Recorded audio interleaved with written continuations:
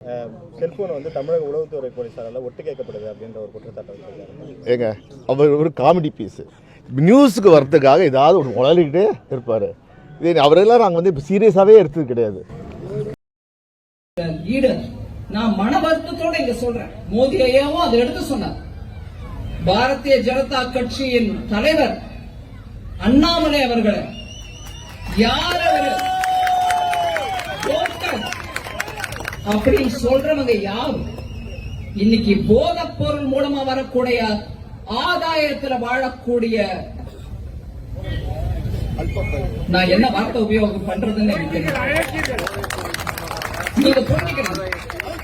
அப்பேற்பட்டவர்கள் ஒரு ஐபிஎஸ் படிச்சுட்டு, ஐபிஎஸ்ல இருந்துட்டு, போலீஸ் ஆபீசரா இருந்துட்டு, நல்ல ஐஐஎம்ல படிச்சுட்டு வந்து பொதுமக்களுக்கு சேவை பண்ற, அரசியல் மூலமா சேவை பண்றேன்னு வந்த ஒரு தலைவரை இப்பதான் 2 வருஷமா வந்திருக்கேன், ஏளனம் பண்றாங்க. 2 வருஷமா தானே வந்தாரு, ஏன் பயப்படுற?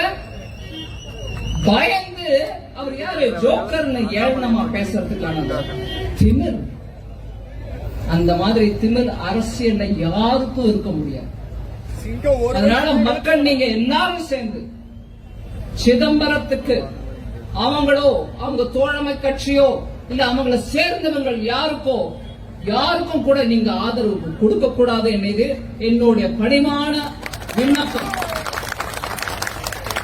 மோடி ஐயா 10 வருஷமா ஆண்டிருக்காரு. ஒரு ஊழலோ, ஒரு கரப்ஷனோ, ஒரு தகாத விஷயமோ, இல்ல செய்யக்கூடாதது செஞ்சோ ஏதாவது குற்றச்சாட்டு இருக்கா? ஒன்னும் இல்ல. நான் திருப்பி கேட்கிறேன் உங்களை, ஊழல் குற்றச்சாட்டு ஒன்னாவது இருக்கா மத்திய அரசு மேல? அப்பேற்பட்ட நல்லாட்சி கொடுக்கக்கூடிய மோடி ஐயாவை நம்ம ஒவ்வொருத்தரும் ஆதரவு அளிக்கணும்னா இங்க சிதம்பரத்துல நம் சகோதரி வெற்றி வேட்பாளர் காத்தியாயனிக்கு உங்களுடைய ஆதரவு கொடுங்கள். தமிழ்நாடு முழுவதும் இருக்கக்கூடிய எங்களுடைய தோழமை கட்சி ஒவ்வொன்றுக்கும் ஆதரவு கொடுங்கள்.